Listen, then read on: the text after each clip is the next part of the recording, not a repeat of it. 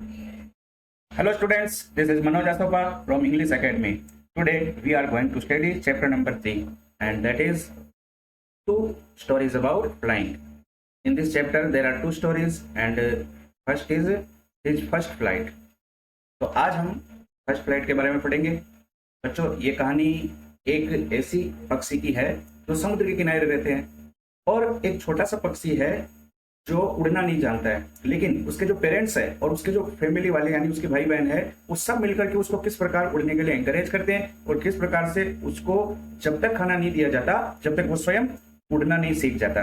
तो बच्चों, इसके अंदर एक बहुत ही अच्छी स्टोरी है और आपको इसके बाद बहुत अच्छा एक संदेश भी कहानी के बाद हमें देखने को मिलता है। तो आइए हम स्टार्ट करते हैं हमारा ये लेसन जिसका नाम है टू स्टोरीज अबाउट फ्लाइंग और उसका फर्स्ट पार्ट है हिज फर्स्ट फ्लाइट।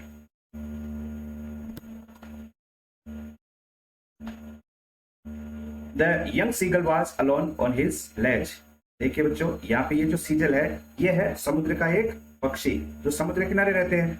तो एक छोटा सा पक्षी था जो बिल्कुल अकेला बैठा था। कहाँ पे? लेज पे। यहाँ पे ये लेज का मतलब है पहाड़ का किनारा। यहाँ पे आपको साइड में मीनिंग भी दिए हुए हैं बच्चों। इन मीनिंग्स को आप अपनी कॉपी भी खोल लीजिए और साथ साथ में इसको नोट करते जाइए और दोबारा आप इसको देखना चाहिए तो बाद में भी आप नोट कर सकते हैं। तो लेज का मतलब हुआ बच्चों पहाड़ का किनारा। His two brothers and his sister had already phloem away the day before.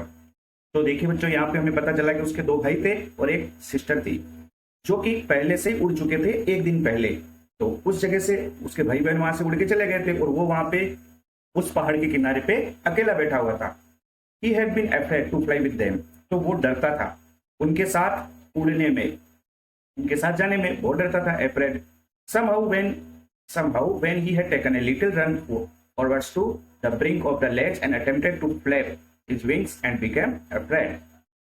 देखिए बच्चों, यहाँ पे ये बताया गया है कि वो डरने से बहुत डरता था। with them somehow when he had taken a little run forwards to the brink। और किसी तरीके से जब उसने एक छोटा सा प्रयास किया आगे बढ़ने का, उड़ने का, तो वो थोड़ा सा आगे बढ़ा। फॉरवर्ड यानी आगे। द ब्रिंक ऑफ द लेज।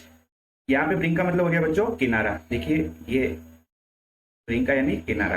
तो वो उस पहाड़ के किनारे पे जो लेज थी उस पहाड़ के जो बिल्कुल किनारा था, यानी कि ब्रिंक का मतलब आप समझ लो बच्चों एक पहाड़ का एक नुकीला भाग जो आगे निकला वो रहता है हॉरिजॉन्टल, उसको कह सकते हैं। And attempted to flap his wings. और उसने अपने विंग्स को फ्लैप करने की कोशिश भी की, अटेम्प्ट किया यानी उसको फड़फड़ाने की कोशिश की।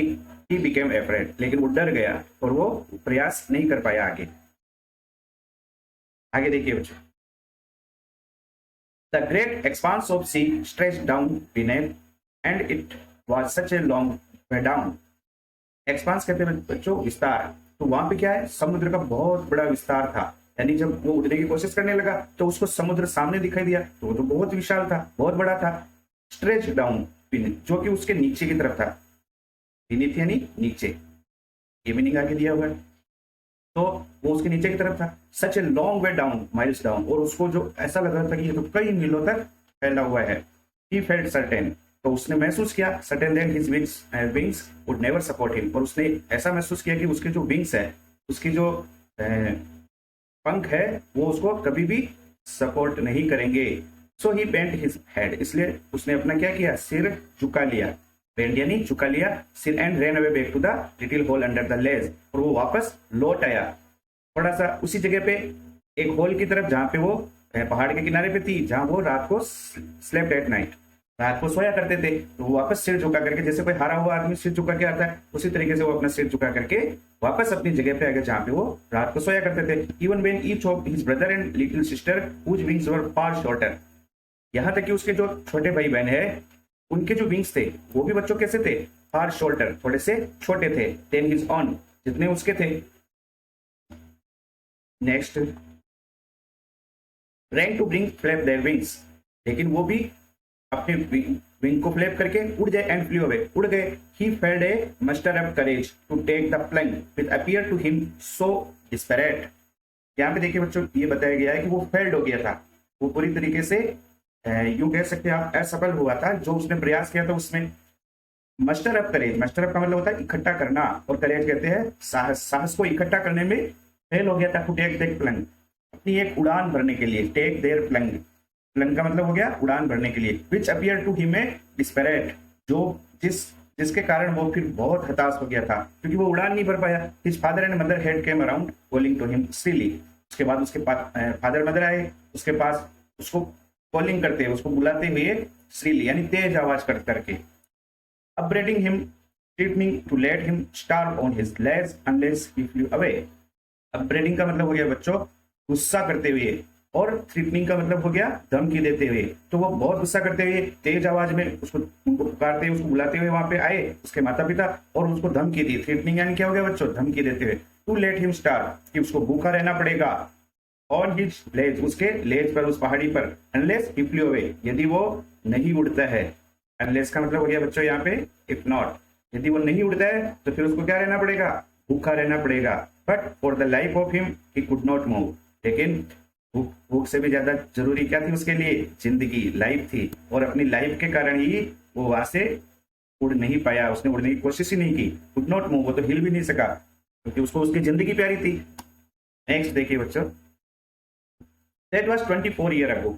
अब इस बात को, ये जो बात हुई थी ये 24 घंटे पहले की बात थी। अभी जो समय आपको बताया गया है तो ये घटना 24 घंटे पहले की थी, और since then nobody came near him, और इस 24 घंटे के दरमियान, 24 घंटे निकलने के दौरान कोई भी उसके पास नहीं आया।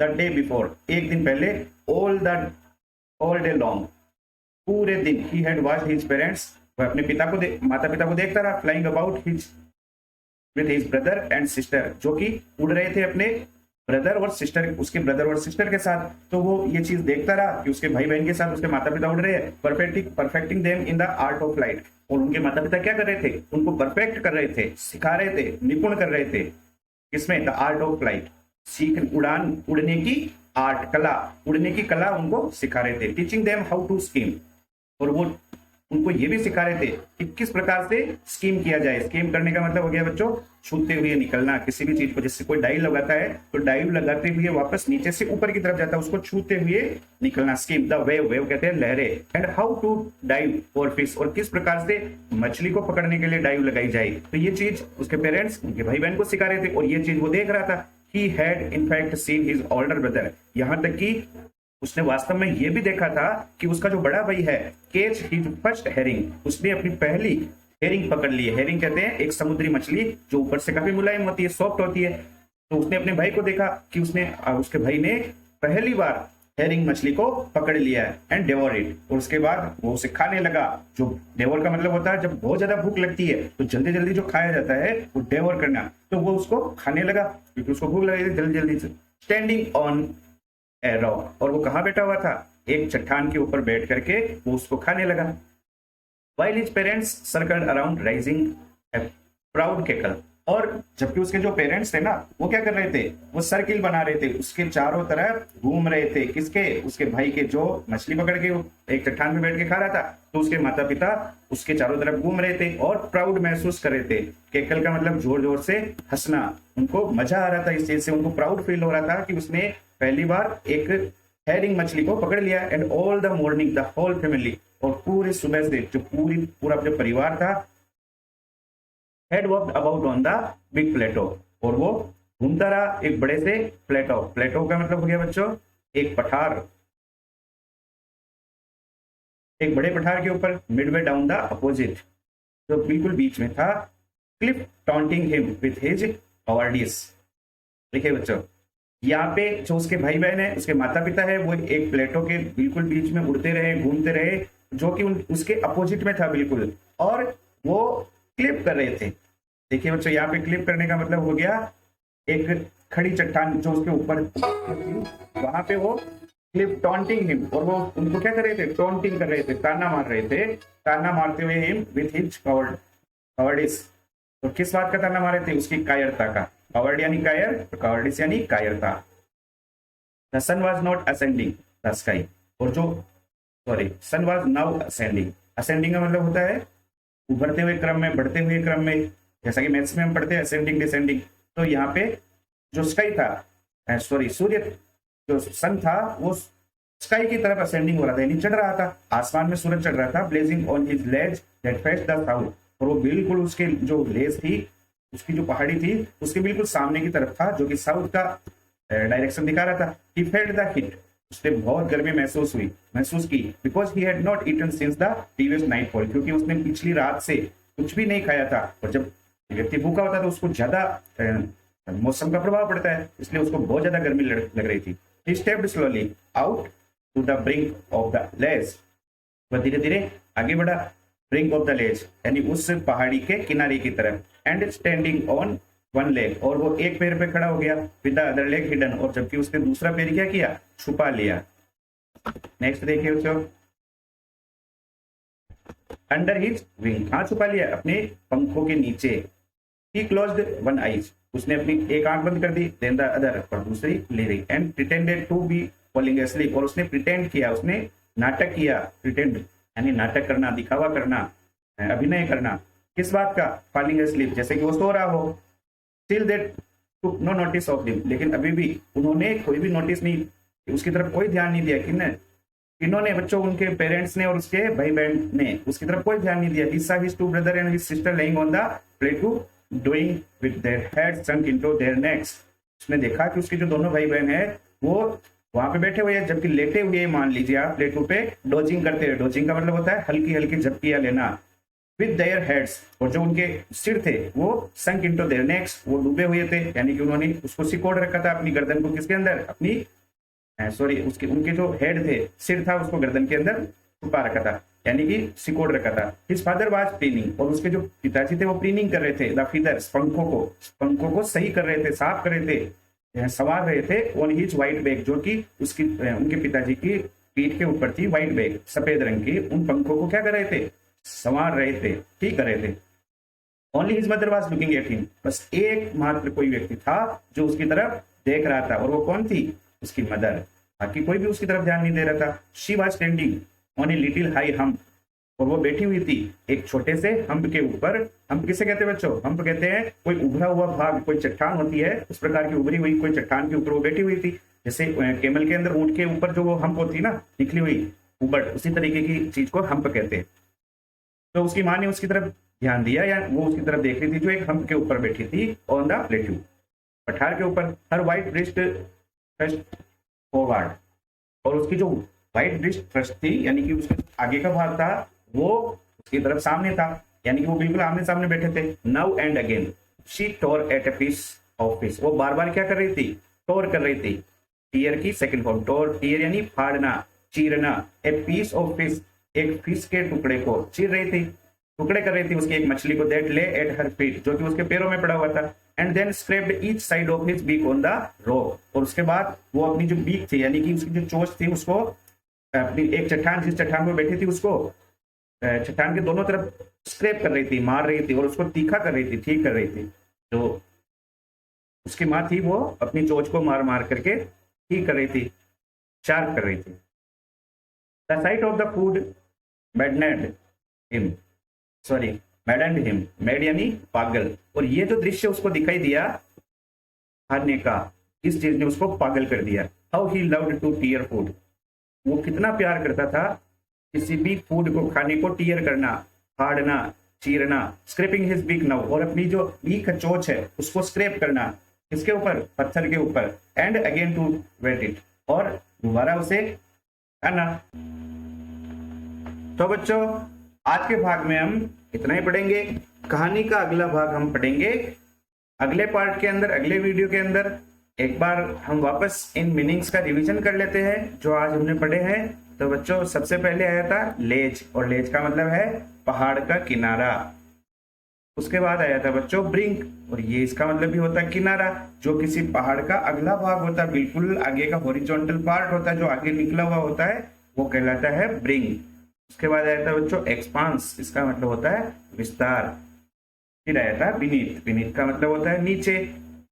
नेक्स्ट मीनिंग है हमारा बच्चों, ये है बेंट हिज हेड, बेंट का मतलब होता है झुकाना, हिज हेड यानी सिर, तो सिर झुकाए हुए, यानी कि कोई व्यक्ति जब हार जाता है तो उसका सिर जो नीचे हो जाता है, उस प्रकार से bent his head. Next meaning है हमारा बच्चों master up, sorry muster up, muster up का मतलब होता है इकट्ठा करना। फिर है प्लंग, प्लंग यानी उड़ान। नेक्स्ट है डिस्पेरेट, डिस्पेरेट का मतलब हो गया हताश होना, निराश होना। श्रिल, श्रिल का मतलब बहुत तेज आवाज होती है, जैसा कि बहुत कर्कश आवाज होती है, उसको कहते हैं श्रिल।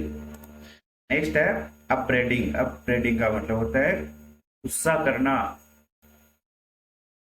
नेक्स्ट मीनिंग है अपना थ्रेटनिंग। थ्रेटनिंग का मतलब धमकी देना।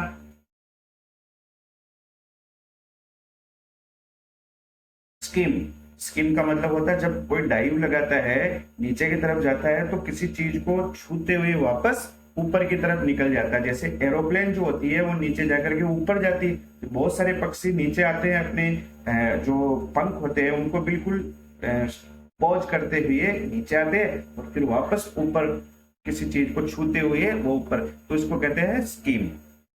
नेक्स्ट है हेरिंग। हेरिंग का मतलब हो गया समुद्री मछली, जो बहुत ज्यादा सॉफ्ट होती है। अगला है बच्चों डिवोर। डिवोर का मतलब होता है जब भूख लगने में बहुत जल्दी जल्दी कोई चीज खाई जाती है, तो उसको कहते हैं डिवोर। नेक्स्ट मीनिंग है वो है केकल। केकल का मतलब होता है जोर जोर से हंसना। जब किसी को मजा आता है, जब प्राउड फील करता है, तो वो होता है जोर जोर से हंसना, केकल। नेक्स्ट मीनिंग है क्लिफ। क्लिफ का मतलब होता है खड़ी हुई चट्टान। कवर्डिस। कवर्डिस का मतलब कायरता, जो कवर्ड से बना है। असेंडिंग का मतलब बढ़ते हुए क्रम में। नेक्स्ट मीनिंग है हमारा प्रिटेंड। प्रिटेंड का मतलब होता है नकल करना, दिखावा करना, अभिनय करना, नाटक करना। डोजिंग। डोजिंग का मतलब है हल्की हल्की झपकी लेना, नींद की पहले वाली, नींद आने से पहले की प्रक्रिया। संक का मतलब होता है सिकोड़ना, डुबो लेना। और प्रिनिंग का मतलब होता है संवारना, सजाना। हम्प का मतलब किसी भी चीज का उभरा हुआ जो भाग होता है, जैसे ऊंट के अंदर होता है टॉर, यह है टीयर की सेकंड फॉर्म है, टीयर यानी काटना।